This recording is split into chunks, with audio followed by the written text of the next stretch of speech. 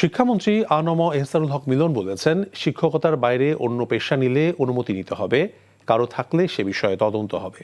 দুপুরে চাঁদপুরের কচুয়া উপজেলা পরিষদে মাসিক সমন্বয় সভা এবং আইনশৃঙ্খলা কমিটির সভা শেষে তিনি সাংবাদিকদের এসব কথা বলেন। শিক্ষামন্ত্রী বলেন, গণমাধ্যম সচেতন এবং নিষ্ঠার সঙ্গে যে রিপোর্ট করবে তা দেখে ব্যবস্থা নেওয়া হবে। শিক্ষা ব্যবস্থা নিয়ে তার অনেক পরিকল্পনা রয়েছে জানান মন্ত্রী।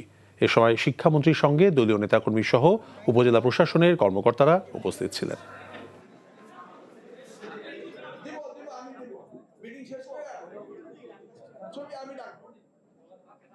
শিক্ষকতার বাইরে অন্য পেশা, পেশা এটা তো পারমিশন নিতে হয়। এটা সরকারি নিয়ম যে পারমিশন না নিলে এদের ভিতরে ইনভেস্টিগেশন হবে, আপনারা রিপোর্ট করে দেন। এবং আপনি যদি সিনসিয়ারলি অনেস্টলি রিপোর্টিং করতে থাকেন, আমরা সেই রিপোর্টিংগুলি দেখে ব্যবস্থা নেব।